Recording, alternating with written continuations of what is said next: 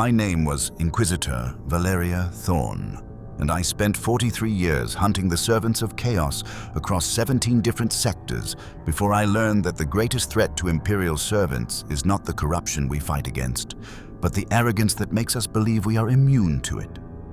For 6 months of subjective time, though time has no meaning when your consciousness becomes a battlefield between human will and demonic hunger, I existed as a prisoner within my own flesh, watching helplessly as something that had never been human used my body to commit atrocities that will haunt me until the moment I die.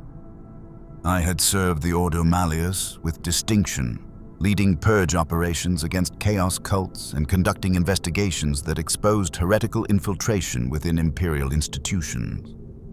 My record included the successful termination of 3 greater demon manifestations and the purification of 7 worlds that had fallen to chaos corruption. I believe that my faith in the Emperor, combined with decades of experience fighting demonic threats, made me invulnerable to the spiritual corruption that claimed weaker servants of the Imperium. This arrogance was not mere personal failing, but a systematic blindness that affected the entire Inquisition, an institutional pride that transformed our greatest strength, our certainty of purpose, into our most dangerous weakness. We studied chaos to fight it, exposed ourselves to corruption to recognize it, and handled artifacts of immense spiritual toxicity while believing that our mental discipline and religious devotion provided adequate protection against forces that had been seducing souls since before humanity learned to speak. The possession began during an investigation of suspected chaos corruption within the Adeptus Mechanicus forge world of Metallicus Prime. Intelligence reports suggested that tech priests within the primary manufactorum had begun incorporating demonic influences into their sacred machines, creating hybrid technologies that served both the Omnissiah and darker powers. My team was dispatched to conduct a covert investigation that would determine whether the corruption was genuine and, if necessary, coordinate a purification response. The initial investigation proceeded according to standard inquisitorial protocols, with careful observation of suspect personnel and discreet collection of evidence that would support formal charges of heresy. The tech priests, we observed, showed subtle behavioral changes that suggested exposure to chaos influence, increased aggression, disregard for Imperial doctrine, and technical innovations that incorporated design elements from obviously forbidden sources. But the evidence we collected also revealed something far more sophisticated than simple chaos corruption. The tech priests had not fallen to random demonic influence, but had been systematically recruited by entities that understood both Imperial theology and Mechanicus doctrine well enough to corrupt both simultaneously. This suggested coordination by intelligent forces whose understanding of human psychology exceeded anything we had encountered in previous investigations. The trap that ultimately claimed me was baited with exactly the kind of information that an experienced inquisitor would find irresistible. Detailed intelligence about chaos operations that could potentially prevent massive corruption events across multiple systems. The corrupted tech priests had been developing a comprehensive database of demonic knowledge, supposedly for defensive purposes, that contained strategic information about chaos plans, demon hierarchies, and corruption techniques that the Ordo Malleus had been seeking for decades. This database was presented as the product of loyal Imperial servants who had infiltrated chaos organizations and gathered intelligence at enormous personal risk. The tech priests claimed that their apparent corruption was actually deep cover operations designed to gather information that could save countless Imperial lives. Their behavioral changes were explained as necessary performance elements that would maintain their credibility with genuine chaos cultists. The sophistication of this deception exceeded anything I had previously encountered, combining just enough verifiable truth with carefully constructed lies to create a narrative that seemed credible to experienced investigators. The database contained genuine intelligence about chaos operations, accurate predictions about corruption events, and technical information about demonic entities that proved correct when tested against independent sources. My decision to access this database personally, despite standing protocols that required such materials to be handled only by expendable personnel, was influenced by pride in my own spiritual resilience and desire to expedite the investigation. I believed that my decades of experience with chaos materials had provided sufficient psychological immunity to safely examine information that might corrupt less experienced investigators. The database itself was stored within a cogitator system that had been modified with technologies I did not recognize. Hybrid constructions that combined standard Imperial components with elements that seemed to incorporate organic materials. The tech priests explained these modifications as necessary security measures designed to prevent unauthorized access by chaos forces, creating storage systems that could only be operated by personnel with appropriate spiritual protections. The access process required direct neural interface with the modified cogitator, establishing a connection between my consciousness and the stored information that would allow rapid absorption of complex data while maintaining security protocols. This interface procedure was presented as routine technology that had been used safely in hundreds of previous investigations, with safeguards that would automatically sever the connection if dangerous content was detected. The actual moment of demonic invasion occurred during the initial data access, when my consciousness made contact with information that was not stored data, but a living entity that had been masquerading as archived intelligence. The demon had been waiting within the cogitator system, using the database as a lure to attract exactly the kind of spiritually confident investigator who would access such materials personally, rather than delegating the risk to subordinates. The invasion was not a violent assault, but a seduction so subtle that I did not recognize what was happening until the process was already irreversible. The demon did not attempt to overwhelm my consciousness through brute force, but gradually introduced thoughts, memories, and desires that seemed to originate from my own mind, while actually representing the first stages of spiritual colonization. The initial corruption manifested as enhanced clarity of thought, an improved analytical capability that made the investigation more efficient while creating the impression that my spiritual defenses were functioning perfectly. The demon was strengthening my intellectual faculties while simultaneously undermining my ability to recognize that this enhancement was itself evidence of corruption. Over the course of several hours, the demon gradually established deeper connections within my consciousness, creating neural pathways that allowed it to influence my thoughts and decisions while maintaining the illusion that I remained in complete control of my actions. This process was so gradual and sophisticated that my enhanced analytical abilities actually convinced me that I was successfully resisting corruption attempts. The demon's understanding of human psychology was comprehensive enough to anticipate and counter every defensive technique that inquisitorial training had provided. When I attempted to maintain spiritual purity through prayer and meditation, the demon enhanced my religious experiences to create the impression that the Emperor was blessing my investigation. When I tried to resist suspicious thoughts, the demon provided logical explanations that made resistance seem unnecessary. The complete invasion occurred when I attempted to sever the neural connection to the cogitator system, at which point the demon revealed that the connection had never been external. The entity had been gradually transferring itself into my consciousness throughout the access process, and the cogitator system had been merely a delivery mechanism for an invasion that was already complete. The immediate aftermath of complete possession was characterized by a form of consciousness that I struggled to describe adequately. Awareness of my own thoughts and sensations while being completely unable to control my actions or influence my decisions.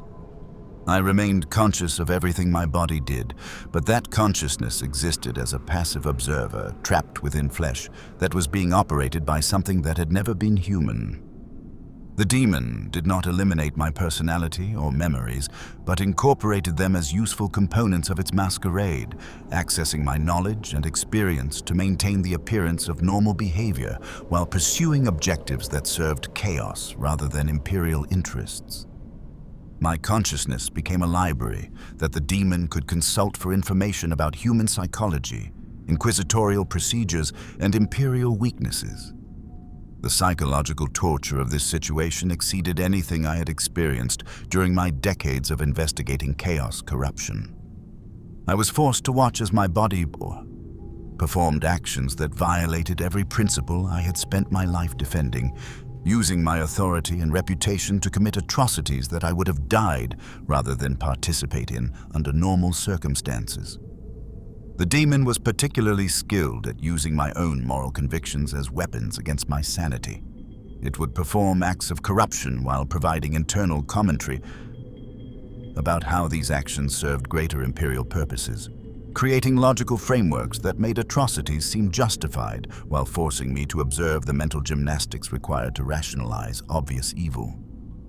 My attempts to resist the demon's control were met not with violence, but with patient explanation of why resistance was futile and cooperation was the only rational choice available.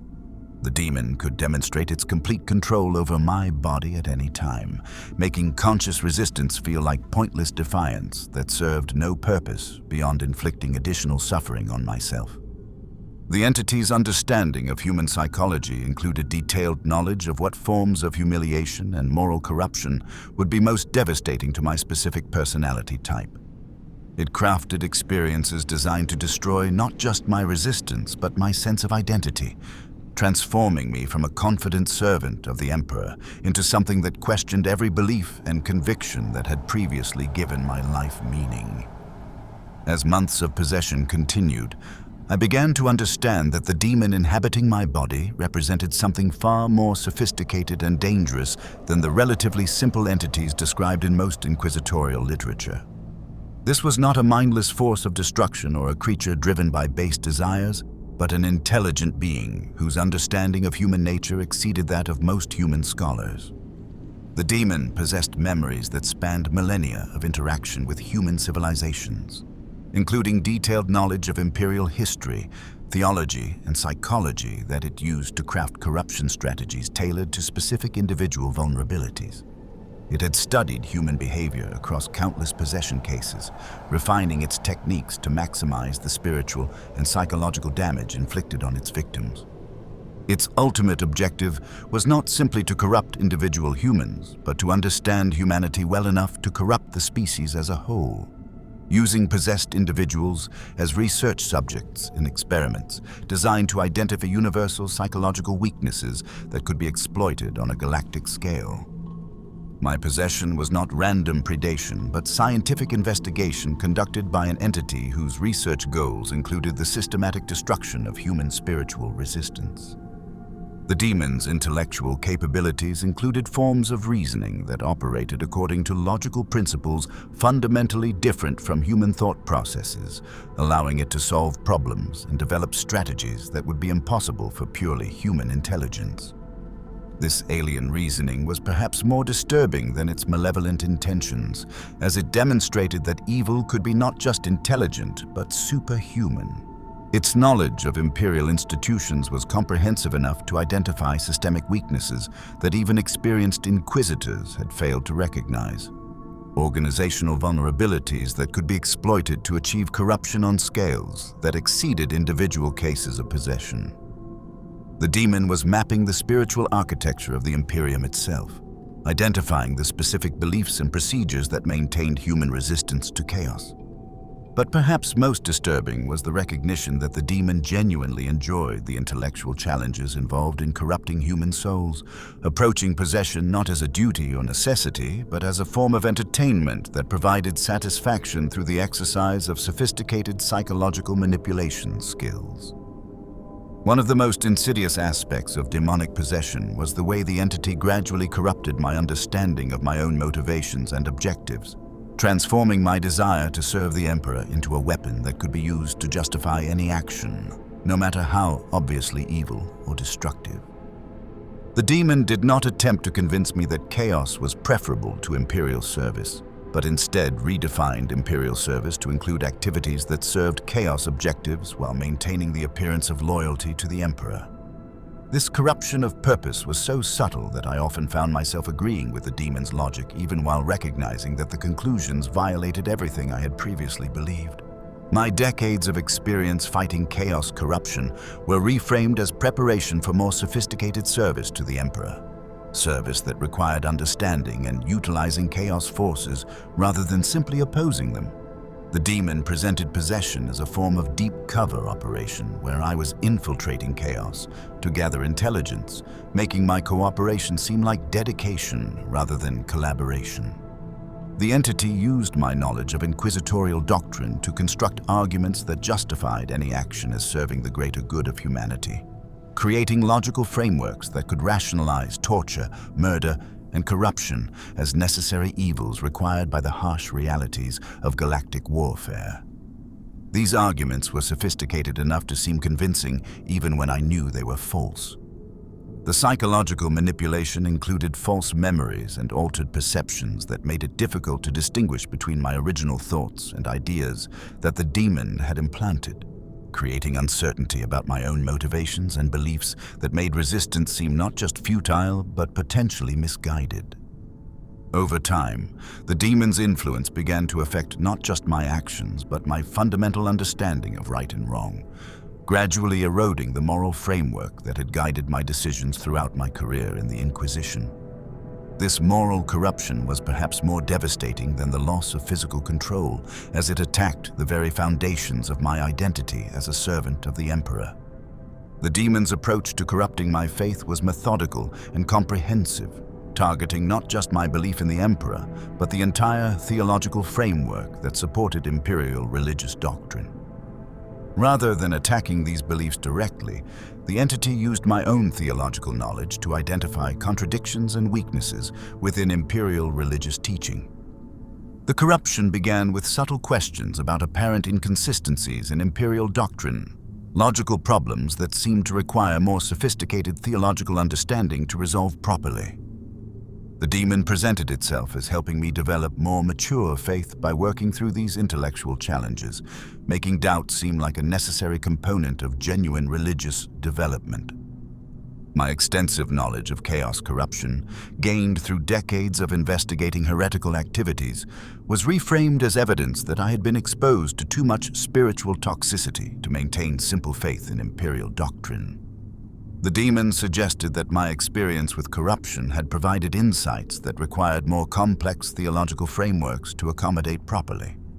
The entity gradually introduced alternative interpretations of Imperial history and theology that seemed to explain observable contradictions within official doctrine while actually incorporating chaos concepts into my religious understanding. These alternative interpretations were sophisticated enough to seem like legitimate theological scholarship, while actually representing systematic corruption of my spiritual foundations.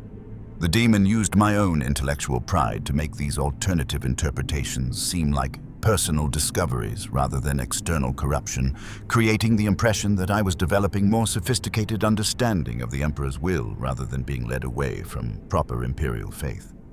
The final stage of faith corruption involved the recognition that the Emperor himself might be interpreted as a chaos entity, a being whose power and influence operated according to the same principles that governed demonic forces. This blasphemous conclusion was presented as the logical result of honest theological investigation rather than obvious heresy. Throughout the possession, the Daemon maintained an elaborate performance designed to conceal its presence from other Imperial personnel while using my authority and reputation to achieve objectives that served chaos interests. This performance required sophisticated understanding of my personality, mannerisms, and professional relationships that the entity accessed through direct manipulation of my memories and consciousness. The Daemon could mimic my behavior patterns with perfect accuracy while gradually introducing subtle changes that would not attract suspicion from colleagues who had worked with me for years. These changes were presented as natural evolution of my personality and professional development, rather than evidence of spiritual corruption. The entity used my knowledge of inquisitorial procedures to conduct what appeared to be legitimate investigations while actually gathering intelligence about Imperial defenses and personnel vulnerabilities. These false investigations followed proper protocols so precisely that they received official approval and support from other inquisitors who had no reason to suspect corruption. The demon's performance included private conversations and personal interactions that maintained my relationships with friends and colleagues, while gradually introducing ideas and suggestions that would make them more susceptible to corruption. The entity was using my social connections as vectors for spreading influence throughout the Inquisition itself. The most disturbing aspect of this performance was the recognition that the demon was genuinely skilled at human social interaction, often handling interpersonal situations more smoothly than I would have managed under normal circumstances. This superior social competence made it difficult to maintain hope that the deception would be detected by external observation. The theatrical elements extended to private moments when no other humans were present, as the demon continued to maintain the performance for my benefit, creating the impression that normal life was continuing while actually using every moment to gather information and refine its understanding of human psychology. As weeks of possession continued, I began to understand that my individual corruption was part of a much larger operation designed to harvest multiple souls within Imperial institutions, creating networks of possessed personnel who could coordinate their activities to achieve objectives impossible for individual demon hosts to accomplish alone. The demon revealed that similar possession operations were occurring throughout the sector, targeting key personnel within the Adeptus Arbites, Imperial Navy, Administratum, and other institutions whose authority could be used to facilitate large-scale corruption events. My possession had been specifically planned to provide access to inquisitorial resources and intelligence that could support these other operations. The coordinated nature of these possessions suggested planning and organization on a scale that exceeded anything documented in Imperial records of chaos corruption. The demons were operating according to strategic objectives that spanned decades or centuries, using possessed humans as long-term assets rather than immediate consumption opportunities. My demon handler possessed detailed knowledge about the other possession operations, including the specific individuals who had been targeted and the objectives they were pursuing within their respective institutions. This intelligence network was comprehensive enough to enable real-time coordination of activities across multiple organizations and planetary systems. The ultimate goal of these coordinated possessions appeared to be the systematic corruption of Imperial governance itself, creating conditions where chaos influence could operate openly within official institutions while maintaining the appearance of legitimate Imperial authority. This represented corruption on a scale that could potentially affect entire sectors or segmentums. The sophistication of this operation suggested that the Chaos powers had developed strategic capabilities that the Imperium had not adequately prepared for, forms of corruption that could operate within existing institutions rather than requiring obvious rebellion or heretical activity to achieve their objectives. The turning point in my possession experience occurred when I encountered another Inquisitor whose behavior exhibited subtle signs that I recognized as evidence of demonic influence, characteristics that I could identify because I was observing them from the perspective of someone experiencing similar corruption. This encounter forced me to confront the reality that my own corruption had progressed far enough to be observable by others with appropriate knowledge.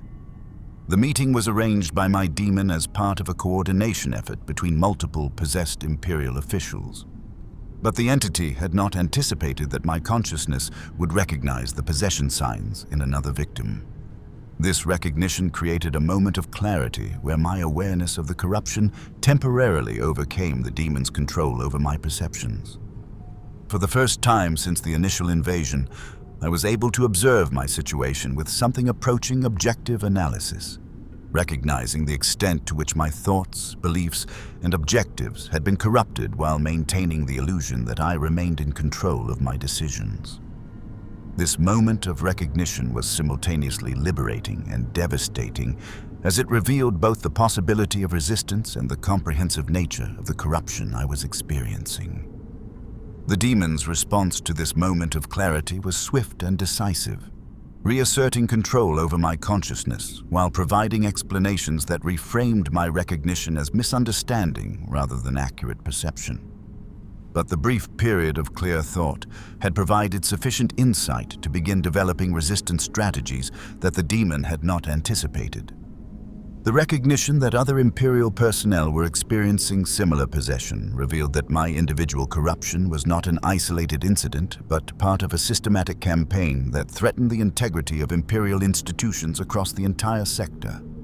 This knowledge created a sense of urgency that partially overcame the demon's psychological manipulation. For the first time since the possession began, I felt genuine hope that resistance might be possible and meaningful, even if individual escape seemed unlikely. The recognition that I was part of a larger pattern of corruption suggested that successful resistance by any possessed individual might provide intelligence that could help combat the broader campaign.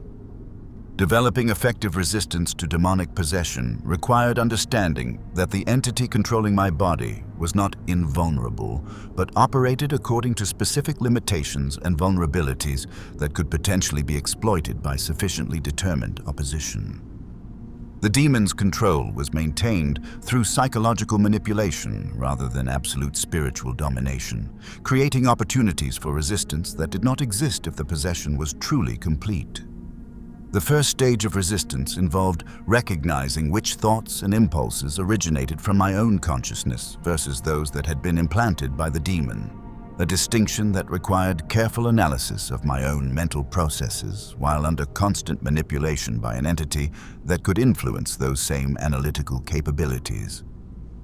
This analysis was complicated by the demon's sophisticated understanding of my personality and psychology, which allowed it to create false thoughts that seemed completely consistent with my character and beliefs while actually serving its objectives. Distinguishing between authentic and artificial mental processes required forms of self-awareness that were extremely difficult to maintain under conditions of constant spiritual assault. The demon's primary vulnerability was its dependence on my cooperation and psychological compliance to maintain effective control over my actions. While it could force my body to perform specific behaviors, the quality and effectiveness of those actions were significantly enhanced when my consciousness willingly participated rather than actively resisting. Systematic resistance involved deliberate cultivation of thoughts and mental states that were incompatible with demonic influence, focusing on concepts and beliefs that the demon found difficult to corrupt or manipulate. This required identifying the specific aspects of my personality and faith that had proven most resistant to corruption and deliberately strengthening those characteristics.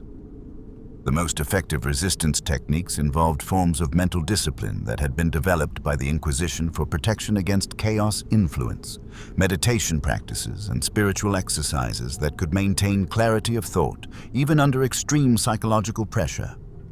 These techniques had to be applied carefully to avoid detection by the Daemon, which would respond to obvious resistance attempts with increased manipulation and control. My attempts to resist demonic control were met with escalating psychological warfare designed to break my will through forms of mental torture that exploited my deepest fears, guilt, and moral convictions. The demon's response to resistance revealed aspects of its nature that had been concealed during the initial possession phases, demonstrating capabilities for inflicting suffering that exceeded anything I had imagined possible. The entity could manipulate my sensory perceptions to create experiences of torture, humiliation, and despair that felt completely real while occurring entirely within my consciousness, creating forms of suffering that left no physical evidence while inflicting genuine psychological trauma. These internal torture sessions were designed to demonstrate the futility of resistance while providing the demon with entertainment. The demon's understanding of my individual psychology allowed it to craft personalized torments that targeted my specific vulnerabilities with precision that would have been impossible for human torturers to achieve. It knew exactly which fears, regrets, and moral failures would cause me the greatest distress, and it could create experiences that made those psychological wounds feel fresh and immediate. The entity could also manipulate my memories of relationships with friends, family, and colleagues, creating false recollections of betrayal, disappointment, and rejection that made me question whether anyone had ever genuinely cared about my welfare. These false memories were indistinguishable from authentic recollections until I developed techniques for identifying their artificial nature. Physical manifestations of the demon's displeasure included severe pain that could be inflicted anywhere in my body without causing detectable injury, creating suffering that could be maintained indefinitely without compromising my usefulness as a possession host. This pain was often accompanied by symptoms that mimicked various diseases or injuries, making it impossible to seek medical assistance. The psychological impact of these torture techniques was cumulative, with each resistance attempt resulting in increasingly sophisticated retaliation that made future resistance more difficult, while demonstrating the demon's capacity for escalating the severity of my suffering in response to continued defiance. As my resistance efforts continued, the demon began to reveal more information about the broader network of possessed Imperial personnel, partly as a demonstration of the futility of individual resistance, but also because the entity needed my cooperation to effectively coordinate with other corruption operations. This intelligence provided insight into the scale and sophistication of the Chaos campaign that extended far beyond my individual case. The network included possessed personnel within every major Imperial institution, from high-ranking administratum officials who could manipulate resource allocations to support Chaos objectives to Space Marine librarians whose psychic abilities could be turned against their own chapters. The scope of the infiltration suggested planning that had been in development for centuries or millennia. Each possessed individual maintained their normal duties and responsibilities while using their authority to make decisions that appeared routine but actually served Chaos interests. These subtle corruptions were often undetectable without specific knowledge of the broader pattern, making the network extremely difficult to identify or counter through conventional security measures. The coordination between possessed individuals was maintained through communication methods that operated below the threshold of Imperial monitoring systems, using coded messages embedded within routine administrative communications and leveraging personal relationships to pass information without arousing suspicion. The network's objectives included long-term corruption of Imperial doctrine and policy, gradual modification of regulations and procedures to create systemic weaknesses that could be exploited during major Chaos offensives. The possessed personnel were working to make the Imperium more vulnerable to corruption while maintaining the appearance of loyal service. The revelation of this network's existence created both hope and despair. Hope that exposure might enable the Inquisition to combat the broader corruption, but despair at recognizing the comprehensive nature of the threat and the possibility that resistance efforts might be detected and countered before they could achieve meaningful results. The extended period of possession transformed my consciousness into a battlefield where human will contested with demonic influence for control over thoughts, beliefs, and moral convictions that defined my essential identity. This internal warfare was constant and exhausting, requiring forms of mental discipline that pushed beyond normal human psychological endurance.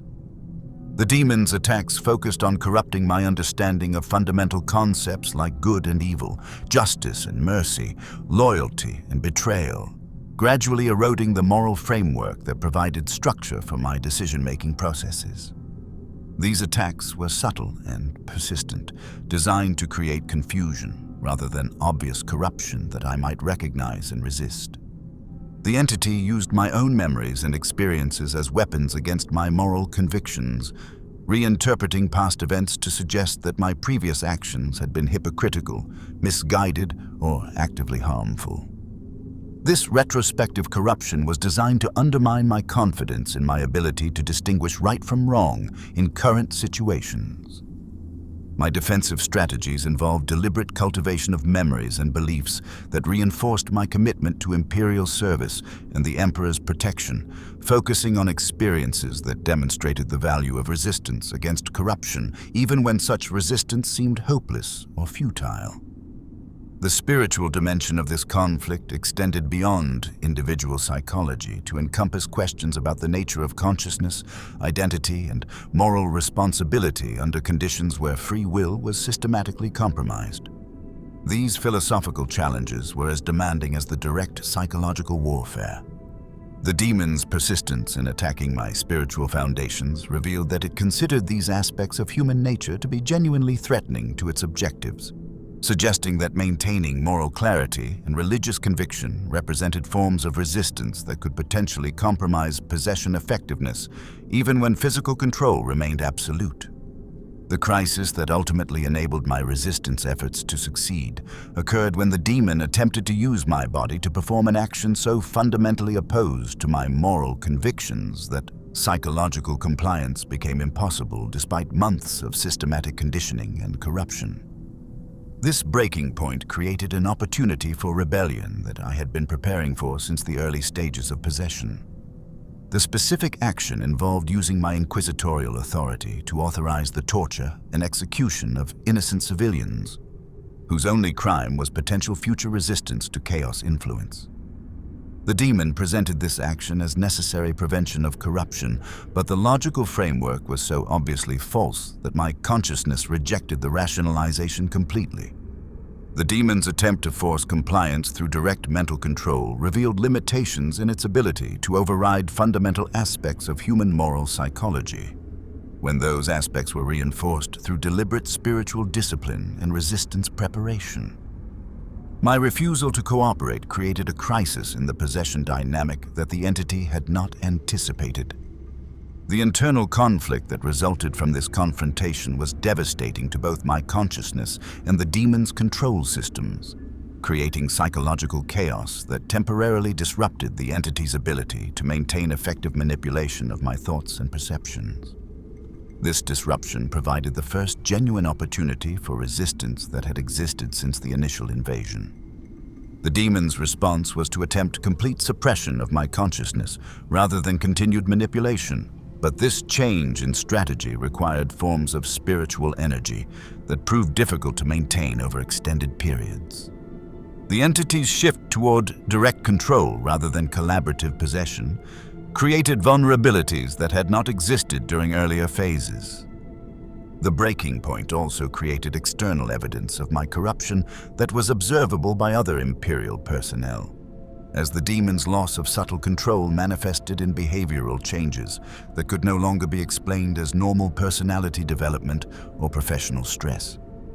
My liberation from demonic possession occurred through the intervention of a specialized Inquisition exorcism team led by an experienced demonologist whose understanding of possession cases enabled recognition of my corruption despite the sophisticated masquerade that the demon had maintained.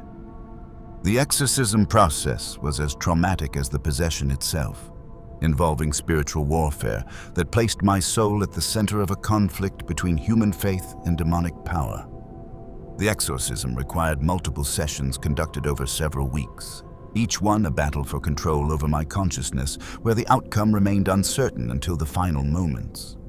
The demon fought removal with desperate intensity, using every psychological weapon and manipulation technique at its disposal while demonstrating capabilities that it had concealed during the possession period. The exorcist's success depended partly on the resistance efforts I had been conducting throughout the possession, as my maintenance of spiritual discipline and moral clarity had prevented the demon from achieving complete integration with my consciousness. Without this internal resistance, the exorcism would likely have failed or resulted in my death rather than liberation. The process revealed that the demon had been systematically corrupting not just my thoughts and actions, but the fundamental structure of my soul, creating spiritual damage that would require extensive rehabilitation and ongoing monitoring to prevent recurrence. The corruption had progressed much further than even I had realized during the possession period. The exorcism also provided intelligence about the broader network of possessed Imperial personnel, as the demon's resistance included attempts to contact other possessed individuals for assistance. This intelligence enabled the Inquisition to identify and investigate suspected corruption cases throughout the sector. The final expulsion of the demon was accompanied by psychological trauma that left me temporarily catatonic, requiring months of medical treatment and spiritual rehabilitation before I could function effectively as an Imperial servant again. The immediate aftermath of successful exorcism was characterized by a form of psychological damage that exceeded anything I had experienced during my decades of service in the Inquisition, trauma that affected not just my mental state, but my fundamental understanding of consciousness, identity, and spiritual integrity. Recovery required accepting that the person I had been before the possession no longer existed in any meaningful sense. The months of demonic influence had created permanent changes in my neural pathways and psychological patterns, alterations that could not be completely reversed despite successful expulsion of the invading entity. I retained memories of thoughts and experiences that belonged to the demon rather than to my own consciousness, creating ongoing confusion about my authentic identity and motivations. The knowledge I had gained about chaos corruption techniques, demonic psychology, and the broader network of possessed Imperial personnel created both opportunities and dangers for my continued service to the Inquisition. This intelligence was invaluable for combating similar corruption cases, but exposure to such information also made me more susceptible to future possession attempts. The psychological rehabilitation process included extensive conditioning designed to rebuild my spiritual defenses and restore my capacity for moral judgment. But these therapeutic interventions could not eliminate the fundamental changes that months of corruption had created in my personality and worldview. My relationships with colleagues and friends were permanently altered by the recognition that I had spent months under demonic influence, creating suspicion and uncertainty that could not be completely resolved despite successful exorcism. The trust that had defined these relationships for decades had been compromised by the knowledge that my actions during possession had served chaos rather than Imperial interests. The ongoing monitoring required to prevent recurrence of possession created a form of institutional isolation that made normal service relationships difficult to maintain, as other Imperial personnel were understandably cautious about close association with someone who had demonstrated vulnerability to demonic influence. The most important insight gained through my possession experience was the recognition that demonic corruption represents a threat that extends far beyond individual cases to encompass systematic vulnerabilities within Imperial institutions that make large-scale spiritual warfare not just possible but inevitable given sufficient enemy sophistication and patience. The Chaos Powers have developed corruption techniques that can operate within existing Imperial systems rather than requiring obvious rebellion or heretical activity, creating forms of subversion that are extremely difficult to detect until they have achieved significant penetration of critical institutions. These techniques exploit the very strengths of Imperial organization, hierarchy, authority, and systematic procedures as vectors for spreading corruption. The arrogance that characterizes many Imperial servants, particularly within the Inquisition, creates psychological vulnerabilities that sophisticated demons can exploit more easily than simple spiritual weakness or moral failure. Our confidence in our own immunity to corruption becomes a weapon that our enemies can use against us with devastating effectiveness. The individual nature of most anti-corruption training and spiritual discipline makes it inadequate for combating coordinated possession campaigns that target multiple personnel simultaneously. Defensive strategies that assume isolated corruption cases are insufficient when facing enemies who can coordinate their activities across institutional boundaries. The theological and philosophical frameworks that support Imperial resistance to chaos are more fragile than most Imperial servants realize, containing internal contradictions and logical weaknesses that patient enemies can exploit to undermine faith and moral conviction through intellectual rather than spiritual assault. The ultimate lesson of possession is that corruption is not simply a matter of spiritual weakness or moral failure, but represents sophisticated warfare conducted by intelligent enemies whose understanding of human psychology exceeds our own understanding of ourselves. This testimony serves as a warning that the threat of demonic possession extends far beyond individual vulnerability to encompass systematic dangers that affect the entire Imperial hierarchy. Threats that require institutional responses rather than just personal spiritual discipline to combat effectively. Imperial personnel at all levels must understand that confidence in their own immunity to corruption is itself a form of vulnerability that intelligent enemies can exploit, and that the most dangerous possession cases are those that maintain the appearance of normal behavior while serving chaos objectives through routine institutional activities. The symptoms of possession can be extremely subtle, particularly in cases involving sophisticated demons whose objectives require long-term manipulation rather than immediate corruption. These symptoms may be dismissed as stress, personality development, or professional evolution rather than recognized as evidence of spiritual compromise. The coordinated nature of current chaos corruption campaigns means that individual possession cases should be investigated as potential components of broader operations rather than isolated incidents, with particular attention to connections between seemingly unrelated corruption events. Resistance to possession requires not just individual spiritual discipline but systematic approaches that can maintain effectiveness even when multiple personnel within the same institution are simultaneously compromised. These approaches must assume that corruption may exist at any level of authority. The recovery from possession, even when successful, creates permanent vulnerabilities that require ongoing monitoring and support rather than simple return to normal duties. Former possession victims should be considered valuable intelligence assets rather than security risks, as their experience provides insights that cannot be gained through academic study of corruption techniques. The most sobering conclusion from my possession experience is the recognition that the war against chaos corruption is not one that can be won through decisive victory, but only managed through eternal vigilance that accepts the ongoing nature of the threat, while developing institutional resilience that can survive individual corruption cases. The Imperium's survival depends not on eliminating the possibility of possession, but on creating systems that can function effectively even when significant numbers of personnel are compromised.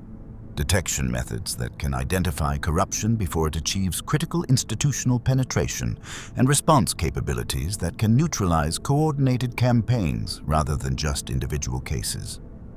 My experience as a possession victim provides perspective on the war against chaos that cannot be gained through external observation, understanding of enemy capabilities, and objectives that may prove crucial for developing effective counter-strategies, and appreciation for the sophisticated nature of the threats that the Imperium faces in this aspect of galactic warfare.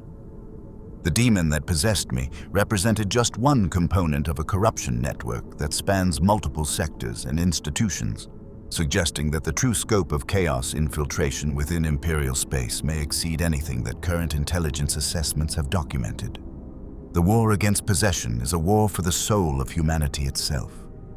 The choice between resistance and collaboration when facing demonic possession is not simply a matter of individual moral strength, but represents a decision that affects the spiritual integrity of our entire species. Each successful resistance contributes to humanity's collective defense against corruption, while each collaboration strengthens our enemy's understanding of our vulnerabilities.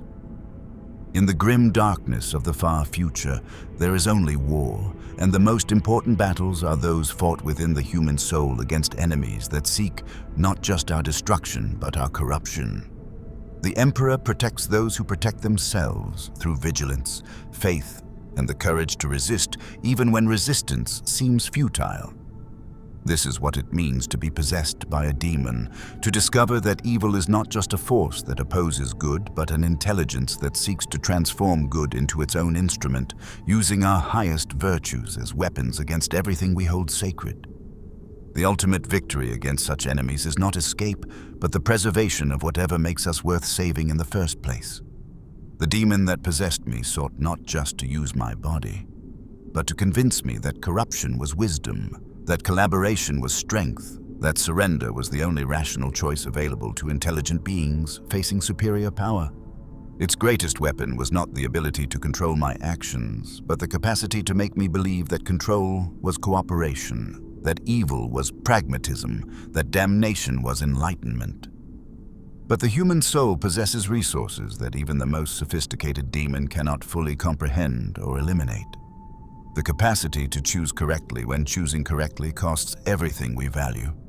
To maintain hope when hope seems irrational, to preserve faith when faith provides no practical advantage. These resources exist not because we are strong, but because we are human, and humanity itself is something that the forces of chaos can corrupt, manipulate, and temporarily overwhelm, but never truly understand or permanently destroy. The demon in my mind could access my memories, control my actions, and influence my thoughts, but it could never truly comprehend what it meant to be the person whose life it was stealing. In my final moments of possession, as the exorcism reached its climax and the demon fought desperately to maintain its hold on my consciousness, the entity revealed truths about its nature and objectives that it had concealed throughout our months of coexistence.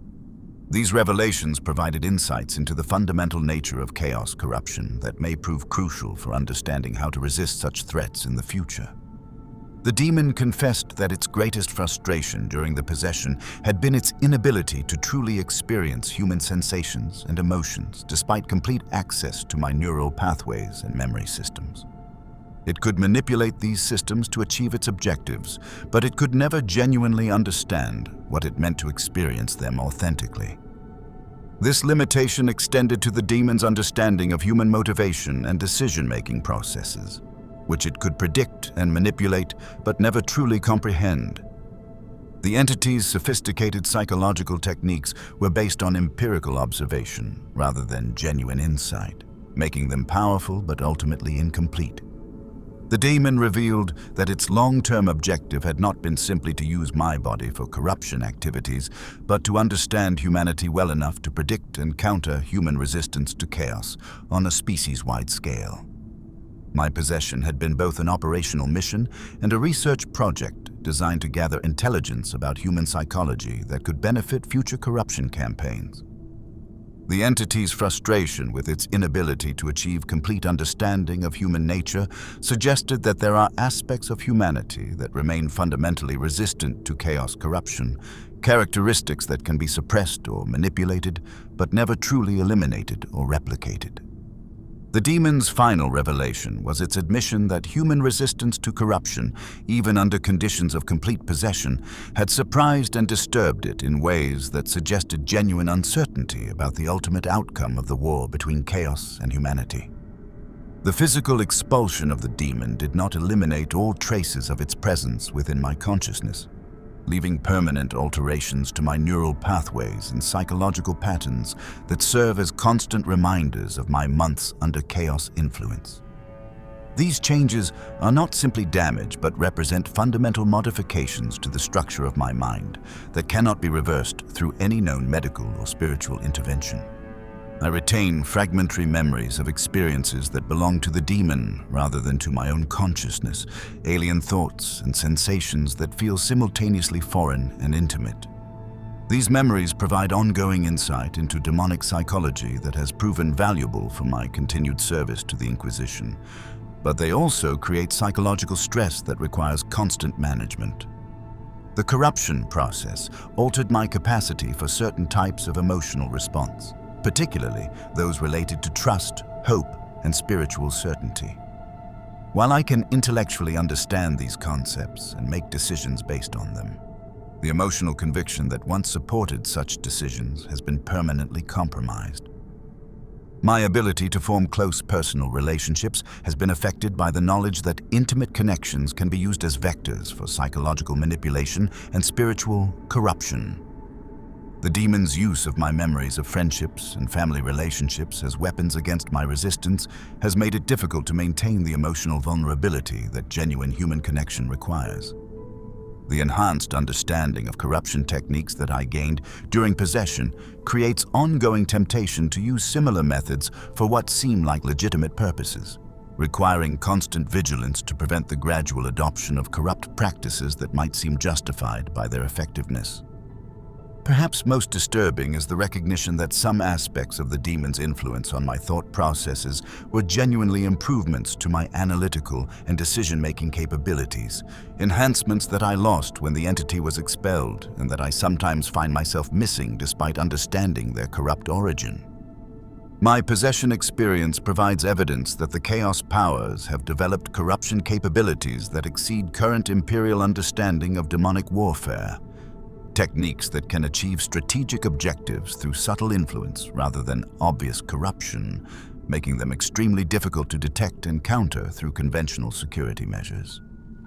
The coordinated nature of the possession network that I discovered suggests that Chaos forces are conducting systematic infiltration operations across multiple sectors simultaneously, using possessed Imperial personnel as assets in long-term campaigns rather than immediate consumption opportunities. The sophistication of the corruption techniques employed against me indicates that the enemy has developed comprehensive understanding of Imperial institutions, personnel selection processes, and security procedures that allows them to identify and exploit systemic vulnerabilities that conventional analysis has failed to recognize. The Daemon's research objectives during my possession suggest that Chaos forces are gathering intelligence about human psychology on a species-wide scale, seeking to develop corruption techniques that could potentially affect humanity's collective resistance to Chaos influence. The theological implications of advanced possession techniques include questions about the nature of human consciousness, spiritual integrity, and moral responsibility that challenge fundamental assumptions underlying Imperial religious doctrine and anti-corruption training. The strategic threat represented by coordinated possession campaigns may require institutional responses that exceed current Inquisition capabilities, including development of new detection methods, modified personnel security procedures, and enhanced spiritual defense techniques. Recovery from demonic possession is not simply a matter of medical treatment and spiritual rehabilitation, but requires fundamental reconstruction of identity, purpose, and relationships that were damaged or destroyed during the corruption period.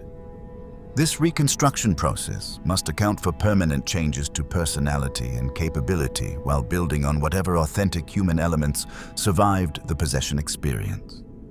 My continued service to the Inquisition has been modified to take advantage of the unique insights gained through possession while minimizing the risks created by ongoing vulnerability to corruption.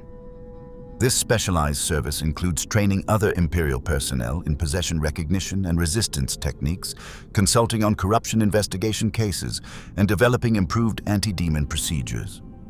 The intelligence gathered during my possession has enabled the identification and investigation of numerous suspected corruption cases throughout the sector, leading to the discovery and neutralization of several coordinated possession networks. This success demonstrates the value of treating possession survivors as intelligence assets rather than security risks. The ongoing research into advanced corruption techniques has revealed patterns and methodologies that suggest standardized approaches to demon infiltration, information that may prove crucial for developing systematic defenses against future possession campaigns. My experience has also contributed to theological scholarship examining the spiritual dimensions of possession and recovery. Research that may lead to improved exorcism techniques and enhanced spiritual preparation for personnel likely to encounter demonic threats. The broader implications of my case have influenced Inquisition policy regarding corruption investigation procedures, personnel security requirements, and institutional defense strategies designed to maintain operational effectiveness even when significant corruption has occurred within Imperial organizations. The most important lesson learned through my possession experience is that the war against Chaos is fundamentally a war for the preservation of human nature itself, conducted against enemies who seek not just our destruction, but our transformation into something that serves their purposes, while retaining enough human characteristics to be effective instruments of corruption. The demon that possessed me represented not an alien evil, but a form of intelligence that had studied humanity intensively enough to manipulate our psychology with sophisticated precision while remaining fundamentally incapable of understanding what makes humanity worth preserving. This limitation is both our greatest vulnerability and our ultimate protection against complete corruption. The resistance that proved effective during my possession was based not on superior strength or spiritual power, but on the simple insistence that some things are worth preserving, even when preservation seems impossible. The demon could control my actions, manipulate my thoughts, and corrupt my beliefs.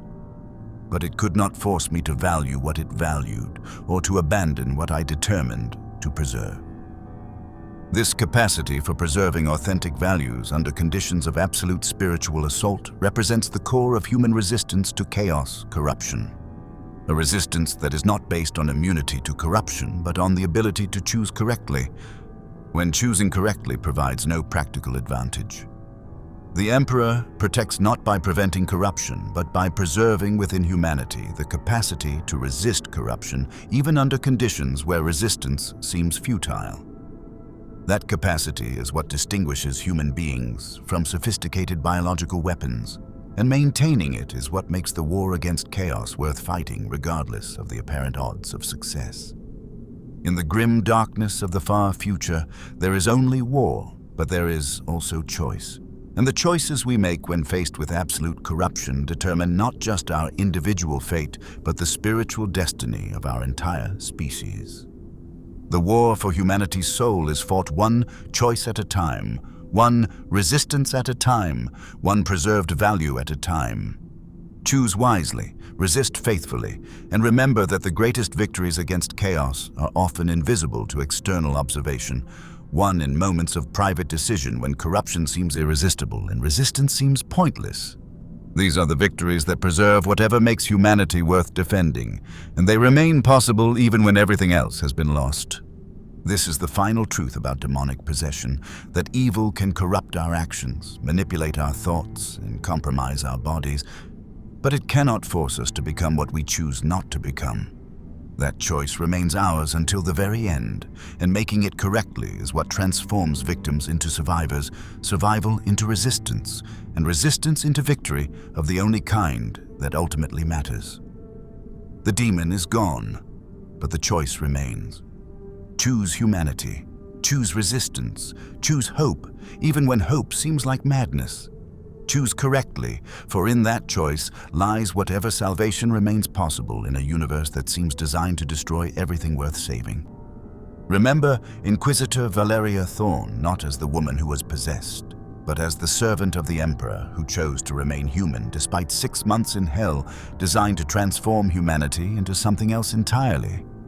In that choice lies whatever hope remains for our species in a galaxy where corruption is always possible, but so is the courage to resist it. The possession ends, but the choice is eternal.